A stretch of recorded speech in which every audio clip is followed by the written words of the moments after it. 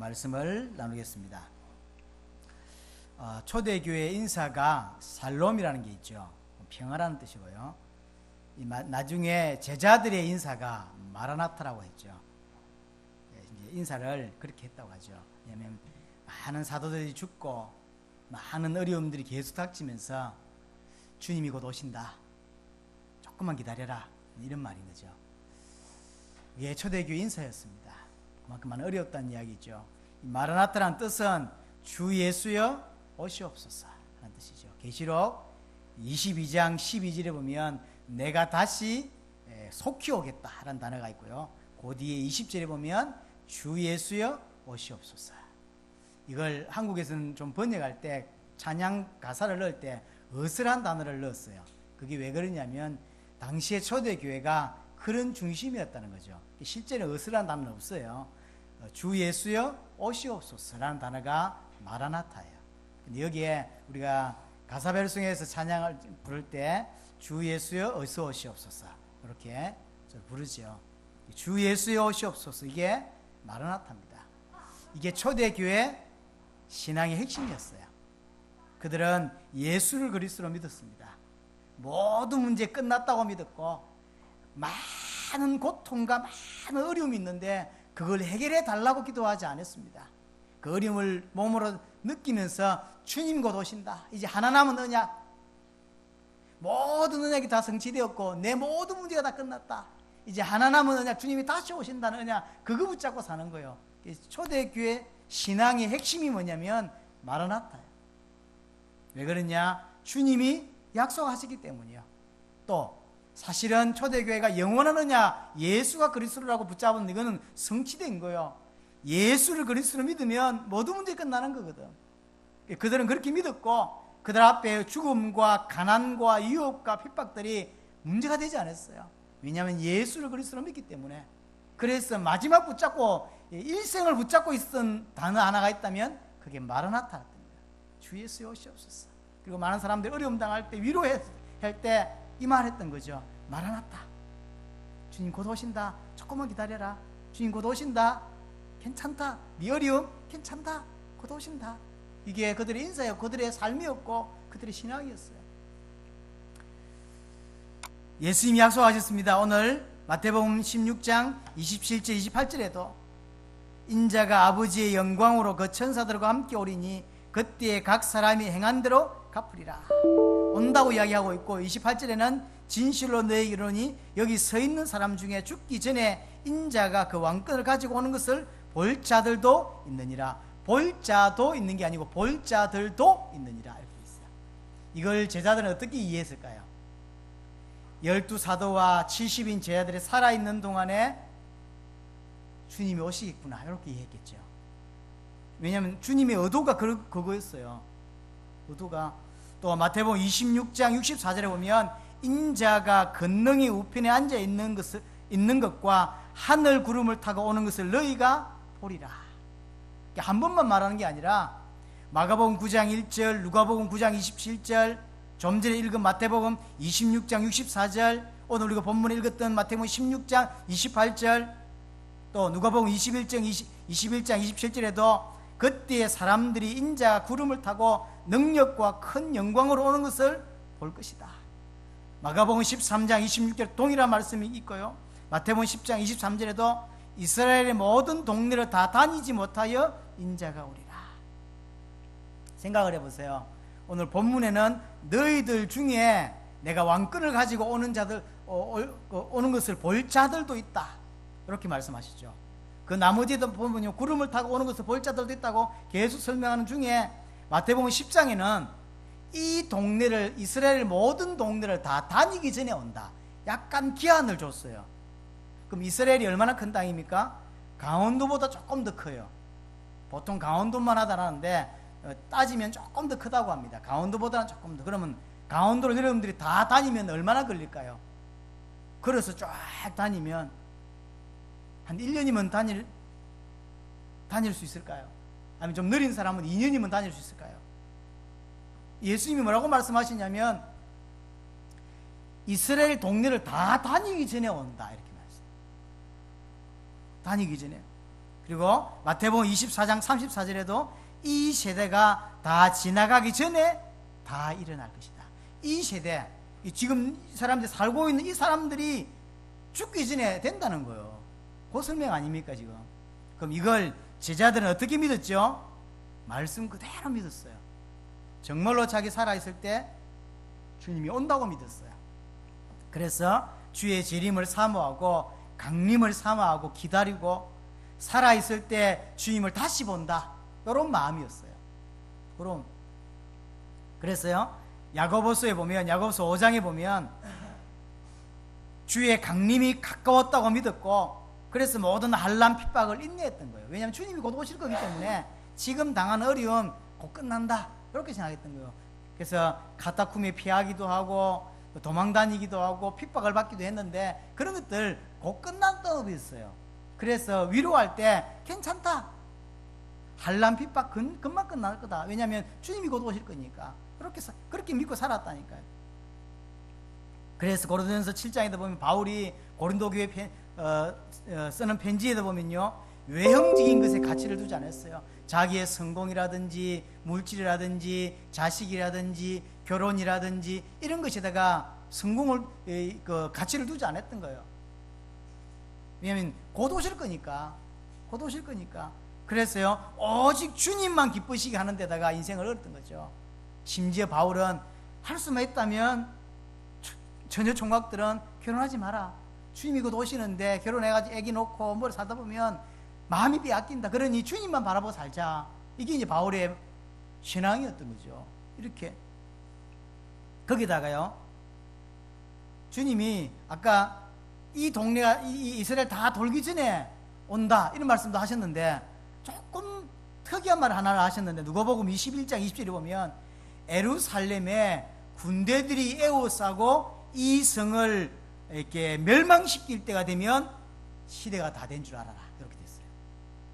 그런 말 그냥 하셨어요. 이스라엘에 예루살렘 성이 있는데 예루살렘에 군대가 와가지고 에워싸고 그리고 이게 멸망받으면 그게 끝인 줄 알아라, 이렇게 된 거예요. 실제로 그게 언제 일어났죠? 그 일이 AD 70년에 디도 장군에 의하여 예루살렘이 멸망을 받고 예수님이 말씀하셨던 돌 위에 돌아 남지 않겠다고 그 헤롯 성전이 박살이 나고, 그래서 로마에서 완전 이스라엘을 쑥대밭을 만들어 버렸죠. 그래서 마지막 항쟁하는, 마지막 이 이스라엘을 자유 나라로 만들겠다고 투쟁했던 사람들이 마사다라는 지역에서, 마사다라는 그 사진 혹시 보셨습니까? 이렇게 산처럼 생겼는데요, 위에 깎아진 산처럼 생겼는데 그 산 위에 한 900명 정도가 살았어요. 3년을 버틴 거예요. 3년을. 이스라엘 군대들이 예루살렘 다 멸망시키고 이게 딱 하나 마사다 남은 거예요. 여기서 계속 전쟁을 하고 있으니까 이 군대가 올라갈 수, 절벽이니까 올라갈 수가 없는 거예요. 그래서 디도 장군이 나중에 황제가 되었죠. 이 디도라고 하는 사람은 티투스라는 사람인데 황제가 되었습니다. 나중에 그 아버지도 황제가 됐어요. 여하튼 올라갈 수가 없으니까 전쟁을 못하죠. 그러니까 아예 3년 동안 군사들을 총동원시켜서 산을 만들었다니까요. 동일하게 산을 만들어가지고, 그래서 다리를 놓고 마사다로 들어가죠. 그래서 내일이면 마사다는 다 작살난다는 걸 알고 900명이 동시에 자살을 해요. 큰 사건입니다. 쌀이라든가 물이라든가, 제가 그 마사다를 가봤는데 마사다 안에 저장해놓은 물 탱크가요 어마어마해요. 이 건물보다 훨씬 큰 게 2개가 있어요. 그게 원래 동굴이었대요. 그래요. 그걸 잘 보수해가지고 빗물을 받아서, 그러니까 3년을 견뎠다니까요. 그리고 쌀을 얼마나 잘 저장해놨는지요. 쌀을 그대로 놓고 남자들이 집에 들어가서 모든 여자와 가족을 다 죽이고 남자들만 모여요. 그럼 제비 뽑기를 해가지고 몇 명이 남자, 나머지 남자를 다 죽여요. 다시 제비를 뽑아가지고 나머지 남자를 다 죽이고 마지막 자살을 해요. 그래서 900 몇십 명이 한꺼번에 죽은 지역이 마사다입니다. 그 이후로 이스라엘은 완전히 멸망을 받았거든요. 근데 이걸 보고 누가, 야, 주님이 예루살렘에 군대가 에워싸고 예루살렘 멸망을 받으면 끝이 된다라고 말씀하셨는데 다 됐다고 생각한 거예요. 그렇겠죠. 그렇게 믿었어요. 초대교회 사도들과 제자들은. 근데 시간이 자꾸 지나거든. 이제 예루살렘 멸망도 받았고 뭐 이런저런 자꾸 시간이 자꾸 지나는데 주님은 안 오셔. 그러니까 이제 어떤 사람들이 생기기 시작했냐면요, 거짓말이다 이거. 이 잘못된 거다. 주님 언제 오는데, 온다더니 가신 지가 벌써 AD 70년에 예루살렘 멸망 받았으니까 벌써 40년이 지났고, 사도들은 한 명씩 이제 이렇게 처형받아 죽고 70년이 제대로 죽어 나가고 이제 다 죽고 있는데 오긴 오는 거냐 예수님, 이런 말들이 막 이제 나오기 시작한 거예요. 근데 그럼에도 불구하고 대다수 사람들은 주의 강림을 의심하고 주의 재림을 이제 비난하기 시작하는 그런 때가 온 거예요. 그럼에도 불구하고 제자들은 주의 재림을 사모했어요. 끝까지. 마지막에 성경을 쓴 사람이 요한이거든요. 요한계시록. 주 예수여 어서 오시옵소서. 이 마지막에 썼던, 그게 마지막에 썼다는 의미도 있지만 어떻게 살았는가를 설명하는 거예요. 요한이 어떤 심정으로 인생을 살았고 어떻게 남은 인생을 살았는지를 보여주는 거죠. 재림, 그러면 재림이 지금까지 오지 않고 주님 오신다 했는데 안 오시고 있냐? 뭐라고 설명했냐면, 베드로 후서 3장 3절에 10절에 보니까 왜 주님이 오시는 것이 지연되고 있냐? 너희 모든 사람이 회개하고 모든 사람이 구원받기를 기다리시는 거다. 오직 주님이 늦게 오시는 이유는 하나밖에 없다. 다 구원받기를 원하시기 때문이다. 주님은 도적같이 올 거다. 이렇게 표현하고 있어요. 사도행전 20장 24절에도 이 은혜의 복음을 증언하는 일을 마치려 하면은 이라고 바울이 유명한 말을 썼죠. 저는 옛날에 이 단어를 어떻게 이해했냐면, 바울이 이제 죽을 때가 다 돼가지고 내가 이 사역을 마무리함에 있어서 이제 쓰는 거라고 생각했어요. 근데 아직 바울은 죽을 때가 안 됐어요. 사도행전 20장인데요 이때가. 자세히 보면 어떤 말이냐면, 이 은혜의 복음을 증언하는 일을 마치려 하면은 끝내려고 했던 거야. 자기가 살아있을 때 주님이 온다고 봤어요. 이게 바울의 신앙이에요. 그래서 고린도전서에도 보면요, 내가 주의 오심을 단축하여 진고로 그렇게 돼 있어요. 본인이 사역하고 이제 고린도 지역, 에베소 지역, 많은 지역들이 복음화 되어가고 있잖아요. 그래서 지금 어디까지 왔죠? 로마까지 들어왔어요. 원래 자기의 끝은 어디였냐면 로마였어요. 자기는 끝을 보고 살았어요. 이런 신앙이 끝을 보고 살아야 되거든. 자기의 인생의 끝은 로마였는데 로마에 왔고 가이사랴에 써야 했는데 썼어요. 와보니까 끝이 로마가 아님을 알았습니다. 그래서 스바나를 가고자 했죠. 그래서 자기 끝은 이제 스바나였던 거예요. 이런 사역을 쭉 진행하면서 성경에 뭐라고 기록하고 있냐면, 주의 오심이 단축하여 짓고로. 자기 사역으로 인하여, 제자들의 사역으로 인하여 주님의 오심이 많이 단축됐다고 믿었던 거예요. 그리고 사도행전 20장 24절에도 자기가 살아있는 동안에 이 주의 오심을 끝낸다, 세계복음화 끝낸다고 믿었던 거죠. 이게 바울의 신앙이었어요. 그리고 요한은 좀 전에 설명했던 대로 계시록 22장 20절에 주 예수여 오시옵소서 이렇게 믿었어요.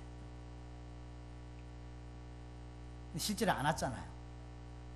실제로는 안 왔잖아요. 근데 제자들은 그렇게 믿었어요. 이 제자들이 다 죽고 이제 AD 100년에 그 사이에 파루지아 논쟁이라는 게 생깁니다. 파루지아라고 하는 것은 나라란 뜻이에요. 하나님의 나라란 뜻인데 예수님이 다시 오심을 의미하는 거예요. 그럼 오신다 했는데 왜 안 왔냐? 그게 논쟁이 된 거예요. 그래서 신학자들이 어떻게 결론 내리냐면, 마가다락방에 성령이 임한 것이 그 설명인갑다 라고 결론을 내려요. 그렇습니까? 그렇지 않습니다. 바티칸의 교황은 주님이 술 한잔 하시고 술 취해가지고 다시 오신다고 말했던 거다. 그래서 치중 진담이다 라고 해서 이제 신문에 나고 난리를 치니까 그거는 교황이 한 말이 아니라 바티칸이던 사제가 농담으로 한 말이라고 이제 하기도 했는데 안 믿습니다. 신학자도 틀리게 설명했어요. 지금 일어나는 현상을 가지고 성경을 설명하려고 하니까 틀린 설명이 되는 거예요. 그냥 믿어야 돼요. 자, 그럼 두 번째로 오늘날의 재림에 대한 신앙이 어떻습니까? 분명히 초대교회와 많이 차이가 납니다. 초대교회하고 많이 차이가 나죠. 지금 재림에 대한 이야기를 하면요, 이상한 시한부 종말로 이렇게 그 오해를 하죠. 또 666, 제가 어릴 때 666이라는 단어 참 많이 듣고 살았습니다. 그래서 해필 그 666이라는 책을 하나 읽었는데 잠이 안 오더라고요. 휴거 이런 책 읽어보셨습니까? 책 한 권 읽었다가 잘못 읽었다가 이내 남기시면 어쩌지? 그때 끓는 이렇게 기름에 사람을 집어넣고 찢어 죽이고, 와, 큰일 났다 이런 생각이 든 잠이 안 오더라고요. 성경에서 휴거라는 모습이 할 수 있는 부분이 한두 군데 있어요. 근데 휴거가 정말 있을 수 있는 것인가는 잘 모르겠어요.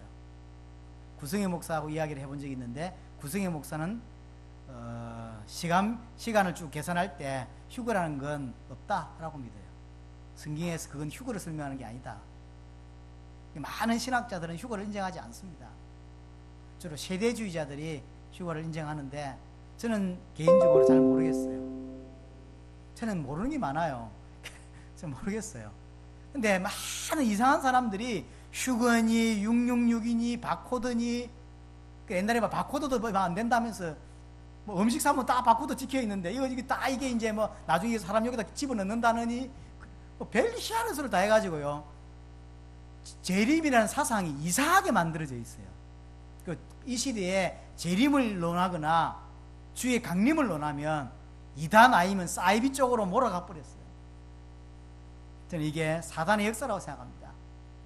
잘못된 사람이 구원을 이상하게 설명하니까요, 구원을 많이 설명하면 구원파라고 생각한 거예요. 그래서 교회에서 구원 이야기를 많이 안 합니다. 어떤 단체가, 이상한 단체가 일어나가지고 사단 이야기를 많이 하니까 이제 이 기존 교회에서는 사단 이야기를 하면 좀 꺼림직한 거예요. 그래서 사단 이야기를 안 하기 시작했어요. 또 이상한 단체가 일어나가지고 그리스도 이야기를 자꾸 합니다. 틀리게 그리스도를 설명합니다. 그리스도를 많이 설명하면요, 이단이 돼요. 이런 시대가 돼버린 거예요. 재림도 똑같습니다. 그럼 교회에서 뭐 이야기하라는 거예요? 구원도 이야기하지 말고, 그리스도도 이야기하지 말고, 사단도 이야기하지 말고, 재림도 이야기하지 말고, 가장 중요한 거는 교회에서 하나도 이야기를 못해요. 구원, 여러분들이 여기가 아니라 다 어떤 교회에서도 구원을 한 1년만 강조해보세요. 구원파라고 바로 낙인 찍히게 돼 있어요. 사단 이야기를 딱 6개월만 해보라고 모든 교회에서 저 베레아라고 찍게 돼 있다니까요. 그럼 성경에서 말하는 게 가장 중요한 이야기 다 그런 이야기인데, 이 사단의 역사라. 그러니 자연스럽게 교회에서는 구원이나 또는 그리스도나 사단이나 재림은 이야기를 안 하게 돼 있어요. 당연히 우리 시대에 재림을 사모하거나 기다리거나 이런 신앙이 없어져 버렸어요. 재림이라는 건 성경 안에 있지만 주님 오신다고 많은 이야기를 하셨어요. 한두 군데가 아닙니다. 이렇게 많이 이야기하셨음에도 불구하고 이제 정통교회에서는 재림 이야기를 안 하는, 그게 정통교회가 되어버렸습니다. 그런데 이게 정상일까요? 생각을 해봐야 됩니다. 초대교회 신자들과 초대교회 제자들은 주님 말씀 그대로 믿었다니까요. 현상을 믿은 게 아닙니다. 주님이 왜 안 오시지? 그 현상을 믿은 게 아니라 현상하고 전혀 반대되는, 그래서 교회 다니는 사람조차도 주님이 안 오신다며 손가락질을 하고 비난을 하고 있는 그 시대에 현상을 믿지 않고 말씀을 믿었다니까요. 그게 제자들이에요. 여러분들은 현상을 믿어야 됩니까? 말씀을 믿어야 됩니까? 그렇죠? 이게 중요한 거예요. 대부분의 기독교인은 현상을 따라갑니다. 그래서 오해될 수 있는 건 안 하고 문제될 수 있는 건 빼고 그렇잖아요. 이런 이야기를 다른 데서 하면, 예를 들어서 여러분들이 일반 신자를 만나 당대 세계복음화 이야기를 해보면, 당대 세계복음은 뭔데? 주님이 내 살아있을 때 주님이 오신다고 믿고 뛴다면 뭐라 하겠어요? 금방 눈 돌아갑니다. 그래서 안 하는 거예요. 할 수가 없는 거죠. 그게 정상이냐고. 안 그래요?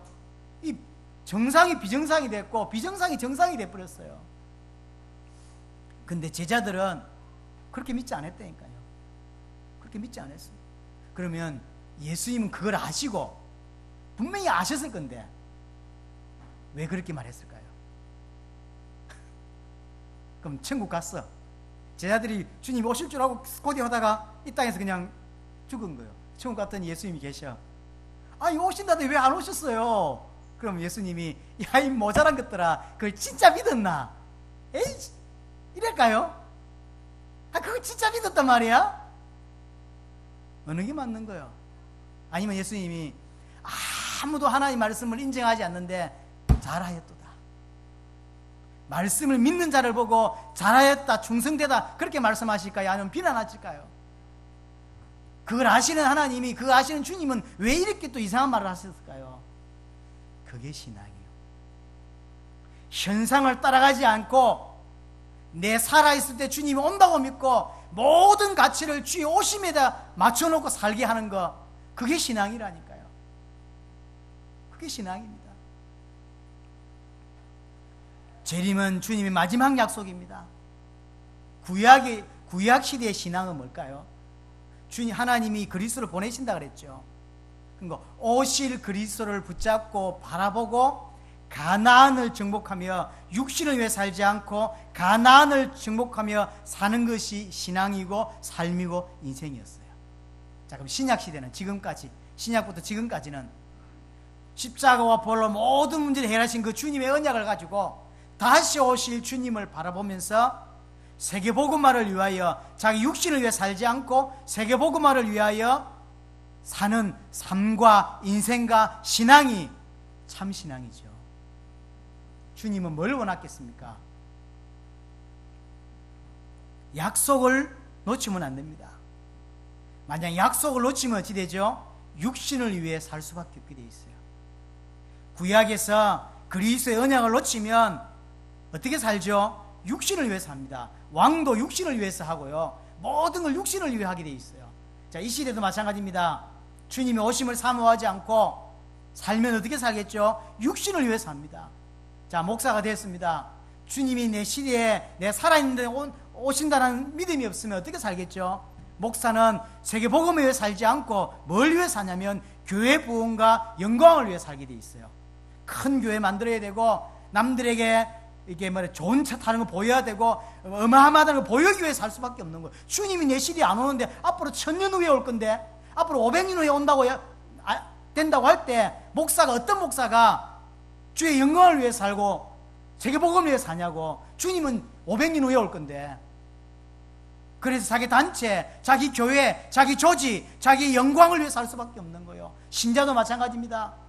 만약에 주님이 내 살아있는데 오지 않고 앞으로 500년 후에 온다고 칩시다. 그러면 그 성도를 어떻게 살까요? 100% 육신을 위해 살 수밖에 없는 거예요. 예수를 자기 육신 채우는 데 사용하고 자기 신앙을 육신을 위해 쓸 수밖에 없는 거죠. 그런데 분명히 고린도서 5장 15절에는 다시는 육신을 위하여 살지 않기 위하여 십자가에 죽으셨다고 했는데 우리는 십자가의 원수로 살 수밖에 없는 거예요. 왜 복음이 변질되면 안 되냐면, 복음이 변질되면 주의 재림을 사모하지 않게 돼 있고 복음을 놓치게 돼 있어요. 그리고 육신을 위해 살게 돼 있는 거예요. 그렇죠? 우리는 그걸 몸소 체험했습니다. 우리가 마라나타라는 단어를 쓰기 시작하니까 이제 우리가 옛날에 있던 단체의 수장께서 구성의 목사를 불렀어요. 1시간 40분 독대를 하면서 마라나타라는 단어를 사용하지 마라. 왜 그렇습니까? 오해한다. 나는 너희들의 중심을 알지만 쓰지 마라. 안 쓸 수 없습니다. 써야 합니다. 이게 믿음입니다. 그래서 그 사건 이후로 사실 우리는 그분과 결별하기 시작했어요. 그분이 재림을 안 믿는구나. 그리고 왜 그렇게 할 수밖에 없었는지 압니다. 이단을 풀어주겠다고 해서 풀었는데 우리만 풀었지 모든 교회에서는 안 풀었어. 그래서 두 번째 청문회를 했어요. 기억하시죠? 두 번 했다니까. 결과적으로 얼마 전에, 작년입니까? 다시 했거든요. 그러면 풀렸냐? 아예 또 고시나 합동해서는 안 풀었어요. 해본들입니다. 그 단체에서 우리가 그 단체의 제자들이 재림 이야기를 쓰기 시작하면 불건전 신비주의로 볼 수 있으니 자제해라 이 말인 거예요. 내가 상황을 파니까. 그게 중요합니까? 결국 목사님이 단체를 운영하고 단체를 불리고 이걸 유지하는데 결국 바뀌었구나. 20년 전에는 단체 가지고 세계복음 할 수 없다 라고 말씀하셔놓고 이제는 결국은 저는 그거보다 제일 마음이 아팠던 게 마지막에 헤어지면서 목사, 나도 나이가 드니까 사람이 둥글둥글해지더라. 좋은 게 좋은 거다. 그냥 비난받을 수 있는 거, 그 다음에 오해할 수 있는 거 하지 마라. 나도 나이가 드니까 이리 되더라. 이 말이 난 너무 슬퍼요. 그래서 이상하게 되는 거예요. 복음이 변질되면 결국 그렇게 하는 거예요. 본인이 뭐라고 말씀하셨는데요? 사람들이 자꾸 구원 이야기를 하니까 구원파라고 비난할 때 뭐라고 말씀하셨는데, 다 그럼 너희들은 멸망파해라, 난 구원파할게 라고 말씀하신 그분이, 오해가 뭡니까? 맞받아치고 정확한 복음을 선포했던 그분이 너무 마음이 아팠어요. 여러분들이야 뭐 어쨌는지 모르겠지만 저는 마음이 눈물이 나더라니까요. 내가 이분 밑에서 20년 넘게 있었는데. 그랬어요. 주님의 말씀이 이해가 되는 거예요. 왜 주님이 그때 온다고 말했는지, 이 동네 다 다니기 전에 왜 온다고 말씀하셨는지, 그게 신앙이라니까요. 사람이 변질이 된다니까. 내 살아있을 때 주님이 온다고 믿는 게 믿음이에요. 앞으로 100년 후에, 앞으로 500년 후에 1000년 후에 온다는 건 믿음이 아니라니까요. 그건 현상을 믿는 거지. 그건 믿음이 아니에요. 내 살아있을 때 믿는 거예요. 그래서 내 모든 가치관은 육신에 두지 않고 세계복음과 주의 재림에 두는 거예요. 그게 신앙이라니까요. 약속을 붙잡아야 됩니다.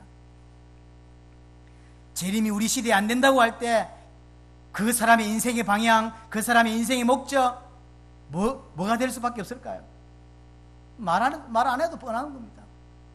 주님이 재림하지 않고 시계복음 안 될 건데 교회가 뭔다고 이런 이야기를 합니까? 교회 부흥에 대한 인생을 그려야지. 오해될 수 있는 건 안 해야지. 그렇지 않습니다. 그 사람의 기도 제목을 한번 봐보세요. 자기 살아있을 때 주님이 온다고 믿고 하는 기도인지, 만약에 다음 주에 주님이 온다고 생각해 보시고 여러분이 지금 하고 있는 고민이 그 고민이 진짜 고민인지 한번 고민해야 합니다. 틀린 신앙이 너무 많아요. 만약에 다음 주에 온다고 해서 지금 내가 가지고 있는 이 고민이 정말로 하나님 원하시는 고민일까? 기도 제목일까? 뭐가 신앙입니까? 육신을 위해 살지 않고 오직 주의 영광과 복음을 위해서. 그래서 바울이 말한 대로 우리 중에 그랬습니다. 우리 중에 자신을 위해 사는 자도 없고 자신을 위해 죽는 자도 없다. 복음이 들어가 버렸어요. 그러니까 자신을 위해 살지 않아요. 다시는 육신을 위해 살지 않습니다. 죽는 것도 육신을 위해 죽지 않고 사는 것도 육신을 위해 살지 않는데, 그게 신앙입니다. 뭘 위해 삽니까? 주와 복음을 위해서만 사는 거예요. 왜냐하면 모든 문제 끝이 났기 때문에, 하나님은 나와 함께 하시기 때문에, 모든 걸 책임지실 거기 때문에. 여러분, 왜 이게 중요하냐면, 인간이 처음으로 생각해 보세요. 인간이 근본적으로 하나님의 말씀을 정확히 알고 그 말씀을 신뢰하고 순종하는 게 인간이었어요. 아담 하와로 생각해 보세요. 아담 하와에서 어떤 인간이었느냐 할 때, 하나님의 말씀을 정확하게 알고 그 다음에 그것을 신뢰하고 거기에 순종하는 것, 그게 아담이었다니까요. 그게 인생입니다. 그럼 왜 실패하죠? 말씀을 정확히 모르고 놓치고 그 말씀에 신뢰하지 못하기 때문에 순종할 수 없어서 결국은 불신앙해서 실패했습니다. 저와 여러분도 똑같습니다. 왜 하나님께 순종하지 못하냐면 신뢰할 수 없기 때문에. 왜 신뢰하지 못하냐면 정확히 모르기 때문입니다. 그래서 아는 것과 믿는 것이 중요하고, 그런데 이 땅에 하나님의 말씀 정확히 아는 자가 많지 않습니다. 분명히 성도들은 성경책 들고 다니고 교회를 다니는데 방황하고 있습니다. 왜냐하면 모르니까, 말씀 모르기 때문에 방황하는 거예요. 교회를 다니고 예수를 믿는지 모르지만 분명히 방황합니다. 왜 그러냐? 말씀을 정확히 몰라요. 물론 어떤 사람은 성경에 대해 지식이 많습니다. 근데 핵심만 모른다니까. 여러분이 지금 중남미 일어난 일을 너무 깊이 있게 잘 모를 수 있어요. 이번에도 만났던 그 볼리비아의 그 많은 어려움들, 고산병 걸린 게 처음이었다는데 죽다가 살아났다는 느낌인 것 같아요. 근데 이번에 제자들 몇 명 또 찾아졌죠. 귀한 제자들이. 동일하게 뭐라고 표현합니까? 이게 복음이다. 그럼 지금까지는요, 뭐가 차이나? 그분들은 너무 차이가 나 보이는 거죠. 이게 안 보이면 복음 모르는 거거든. 지금요, 복음 모르고 있는 거예요. 아니, 그들이 알고 있는 복음 우리가 설명했다면 그렇게 인생이 안 바뀌지. 너무 차이가 나는데, 일반 교회에서 갖고 있는 복음과 우리가 갖고 있는 복음이 너무 차이가 나는데 이게 안 보인단 말입니까? 근데 이게 보였는데 종교인처럼 산단 말입니까? 말이 안 되는 거예요. 창세기 3장 문제가 왜 왔는지 한번 살펴보세요. 창세기 3장 문제가 결국은 하나입니다. 말씀을 신뢰하고 말씀을 정확히 알고 신뢰하고 순종해야 되는 인간이 말씀을 정확히 몰랐기 때문이에요. 몰랐기 때문이에요. 아담 하와가 말씀을 정확하게 모르고 어떤 사람은 희미하게 알고 있고, 사단이 공격해가지고 아담 하와가 무너진 건 사실이지만 그때 안 무너졌어도 무너질 수밖에 없는 상태를 가지고 있어요. 상태를 사단이 묻지요. 창세기 3장에 보면 하나님이 참으로 너희에게 동산 모든 나무 열매를 먹지 말라 하시더냐, 이렇게 사단이 묻습니다. 뭐라고 대답하냐면, 여자가 동산 나무 열매를 우리가 먹을 수 있으나 동산 중앙에 있는 나무 열매를 하나님의 말씀에 너는 먹지도 말고 만지지도 말라, 너는 죽을까 하노라 하셨다라고 대답합니다. 여기에서 6가지가 틀렸어요. 첫 번째로 동산 나무의 열매를 우리가 먹을 수 있으나 그랬는데, 동산 나무의 동산 각종 또는 동산 모든, 그러니까 알아요. 모르는 게 아닙니다. 지금 하와가 알고 있는데 비슷하게 알고 있는 거예요. 이 땅의 기독교인들이 복음을 알고 있고요, 성경을 알고 있는데 정확하게 모르고 있다니까요. 정확하게 모르고 있고 비슷하게만 알고 있는 거예요. 이게 들어서 알고 있는데 사단이 말하니까 그냥 자기가 알고 있는 설명하는 거죠. 모든 내지는 각종 모든 나무의 열매를 우리가 먹을 수 있는 게 아닙니다. 임의로 자유롭게 마음껏. 아셨죠? 세 번째, 동산 중앙에 있는 나무 열매는 그랬는데 이 중앙은 어디에서 나왔는지 모르겠어요. 제 생각인데 중앙에 있었던 것 같아요.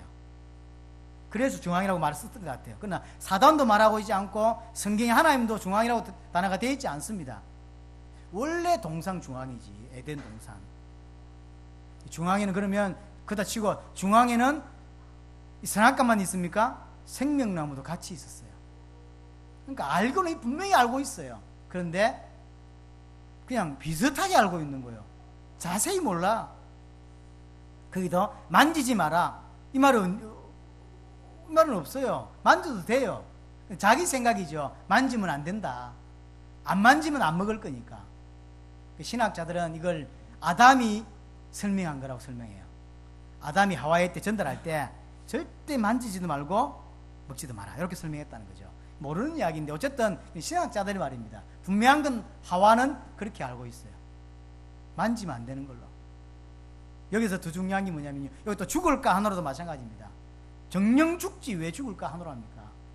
다 말씀을 변질시키고 다르게 알고 있다니까요. 여기서 정확하게 모르고 있는 상태에서 다른 부분들이 혼합됩니다. 여기서 문제가 와요. 예를 들어 볼게요. 유대인들이 예수님을 죽이려고 할 때 신성 모독에 대한 부분이 있었어요. 자기가 하나님이라고 하니까. 또 하나가 뭐죠? 이런 거예요. 예수님하고 제자들이 음식을 먹는데 손으로 씻지 않고 음식을 먹었어요. 그러니까 예수님은 선지자가 아니다, 예수님은 하나님의 사람이 아니다라고 이제 확신하게 됩니다. 왜냐하면 하나님께서 보내신 사람 맞다면 어떻게 하나님의 말씀을 어길 수 있고 파괴시킬 수 있냐라고 말한 거예요. 뭔 말이냐면 손과 발을 이렇게 씻고 밥 먹는 건 그들의 전통이고 그들의 유전이에요. 이게 하나님의 말씀입니까? 말씀이 아니에요. 원래 하나님 말씀에다가 이 말씀을 잘 지키기 위해서 테두리를 만들었어요. 이게 율법입니다. 하나님 주시던 율법 말고 율법을 더 잘 지키기 위해서 613가지 율법을 만들었죠. 이 613가지 율법에다 더 붙인 게 전통과 유전이에요. 이 전체를 두고 이들은 하나님의 말씀이라고 믿어요. 그럼 이것만 하나님의 말씀인데 여기 다 하나님의 말씀인 거예요. 여기서 무슨 문제가 온 줄 압니까? 자기가 생각할 때 이것도 하나님 말씀이라고 알고 있었는데 사단이 유혹했을 때 그게 무너졌을 때 자기는 벌을 받을 줄 알았는데 벌이 안 받거든. 하나님 말씀이 거짓말이라는 걸 알게 돼요. 하나님 말씀이 거짓말이라고 믿게 되게 돼 있어요. 이 사람은 어긴 게 말씀을 어긴 게 아니요 원래가. 그런데 본인 스스로 그게 좋은 예가 아담이죠.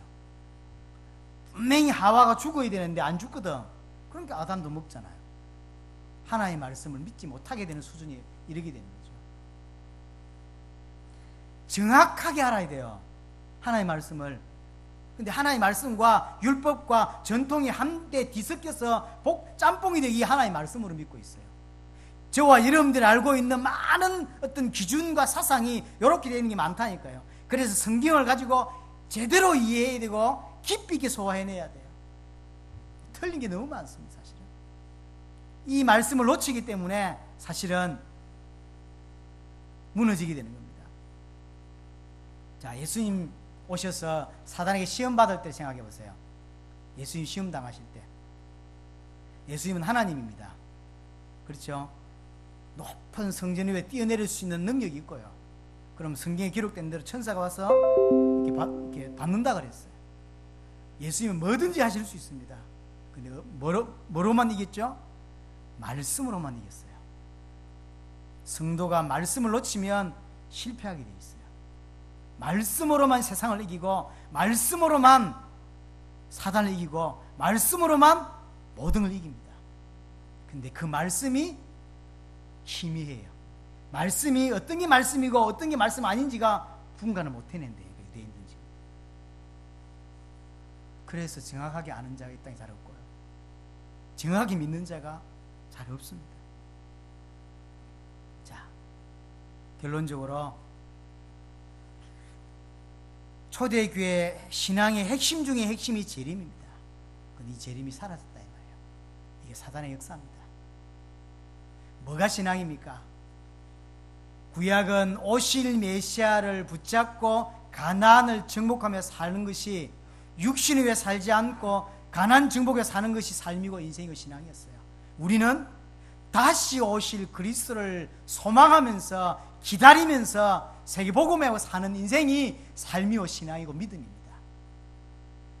그렇겠죠. 나머지는 틀린 것입니다. 나머지가 범죄예요. 예수 이름으로 육신을 위해 살고 자기 안녕을 위해 살고 자기 성공을 위해 사는 기독교인, 그게 타락이고 그게 범죄예요. 목사의 범죄가 도둑질하는 게 범죄가 아닙니다. 예수가 그리스도라는 사실을 모르고 다른 이야기하는 게 범죄고, 기독교인의 범죄가 사기치는 게 아니라 복음 모르고 지 육신을 위해 사는 게 범죄예요. 그게 타락이라니까요. 잘 알아야 됩니다. 할 이야기 많지만 우리는 성경적인 종말론적 신앙을 가지고 있어야 됩니다. 자, 그러려면 4가지가 있어야 올바른 마라나타 신앙입니다. 4가지가 있어야. 첫 번째는 예수님은 모든 사람이 볼 수 있도록 오신다 그랬어요. 오늘 마태복음 16장 28절 다시 보세요. 여기 서 있는 사람 중에 죽기 전에 인자가 그 왕권을 가지고 오는 것을 볼 자들도 있다 그랬어요. 마가복음 9장 1절, 누가복음 9장 27절, 마태복음 26장 64절, 모든 사람이 볼 수 있도록 온다 그랬어요. 그때는 죄 문제 해결하러 오시는 게 아닙니다. 심판주로 오십니다. 주님이 2000년 전에 마국간에 오실 때는 죄 때문에 오셨어요. 죄 문제 해결하려고. 지금은 다시 오시면 그렇지 않습니다. 심판주로 오십니다. 그 사람이 행한 모든 행위를 그대로 갚아주신다 라고 27절에 설명하고 있습니다. 근데 한국에도 재림주라고 하시는 분이 몇 분 계시잖아요. 전 세계 사람들이 못 봤다니까요. 어느 날 갑자기 재림주래. 이게 사이비요. 주님은 분명히 모든 사람이 보도록 오신다 그랬어요. 그래서 마지막 재림은요, 전 세계 사람들이 다 봅니다. 그게 재림이에요. 근데 한국에 와가지고 자기가 갑자기 재림질 하는 건 그게 사이비라니까요. 틀렸어요. 그렇죠? 구름 타고 오신다 그랬어요. 조용히 살짝이 서울에서, 주로 과천에서 많이 태어났잖아요. 과천에서, 저 부산에서 가짜입니다. 그렇게 오실 수가 없어요. 모든 사람이 보는 대로 와요. 볼 수 있도록 온다니까. 두 번째, 때와 기한은 때와 기한은 아무도 모른다. 아버지만 아신다 그랬어요. 여호와 증인이 이것 때문에 기독교인을 예수님은 선지자지 하나님은 아니다라고 주장하는 거예요. 쥐가 하나님 같으면 왜 몰라? 알지 라고 말하는 거예요. 그러나 그게 그 말이 아니에요. 그래서 성경을 알려면 똑바로 알아야 돼요. 자, 예수님은 창조주입니다. 근데 구약에서 구원을 계획하시는 건 누가 주도적으로 일하시죠? 성부 하나님. 그러면 나머지 성자 하나님과 성령 하나님은 주무셨습니까? 아니요. 삼위 하나님을 따로 떼가지고 설명할 수가 없다니까요. 그건 하나님이 아니에요. 성부와 성자와 성령은 동일하시고 능력이 동일하고 인격이 모든 게 동일하신데 사역하는 역할이 달라요. 능력도 동일하고 다 동일하다니까요. 왜? 이 종이도요, 찢으면 같은 거라고 하는데 실제로 이게 현명해가지고 자세히 보면 다르다고 합니다. 이게 분자 구조가 다르다고 해요. 같은 게 하나도 없다고 합니다. 근데 하나님은 같아요. 같은데 달라요. 각 이게 펄신을 가지고 있어요. 다 인격을 가지고 있어요. 다르죠. 그런데 능력과 모든 면에 같다니까. 이걸 하나를 떼가지고는 삼위일체를 설명할 수 없어요. 그래서 구약의 구원을 계획하실 때 성삼위 하나님이 다 역사하셨는데 그 주도적으로 역할하신 분이 성부요. 그럼 우리 그 구원을 위해서 이 땅에 오시고 십자가 지시고 부활하실 때 성삼위 하나님이 함께 역사하셨어요. 그렇죠? 함께 역사하시면 주도적으로 누가 역사하죠? 성자 하나님이 역사하셨어요. 그럼 그 사람이 그것을 믿게 될 때 성령께서 역사하셔야만, 적용하셔야만 믿어진다 그랬어요. 그럼 그건 성령께서 역사하시는 거예요. 그 성령만 역사하십니까? 성부와 성자는 그럼 어디 놀러 가셨나요? 아니라니까. 함께 역사하시는데 주도적으로 역사하시는 게 성령 하나님이에요. 왜냐하면 역할이 그래. 그래서 여기에서 나도 모르고 아무도 모른다, 천사도 모른다, 아버지만 아신다는 것은 그 역할을 인정하는 거예요. 예수님이 몰라서 모르는 게 아니라 그 부분은 성부 하나님이 주사역이요. 자기가 뭘 할 수 있는 게 아니에요. 이런 겁니다. 제하고 집사람하고 우리 내년에 중국에 놀러 한번 가자 하고 이제 이야기를 했어요. 이거 주도적으로 알아보고 이게 찾고 하는 걸 집사람이 다 한 거예요. 은사가 제게 물어요. 중국 언제 놀러 가? 몰라. 그럼 누가 하는데? 엄마한테 물어봐. 제가 모릅니까? 안다니까.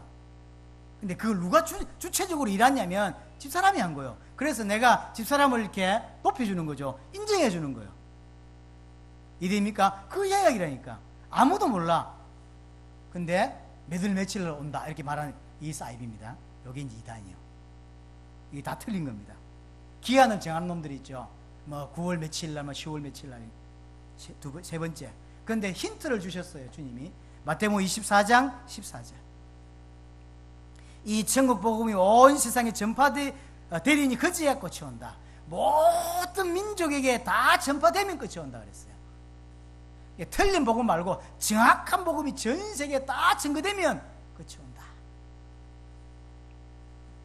세계 복음화가 되어야 주님이 재림하십니다.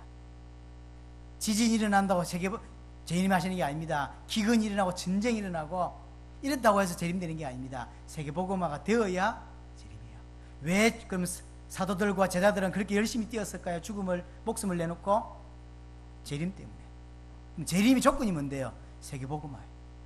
그래서 세계복음화 인생을 세계복음화 되어야 주의 재림이 되니까. 바울이 로마가 끝인 줄 알고 갔다가 스페인이 끝이라고 믿었어요.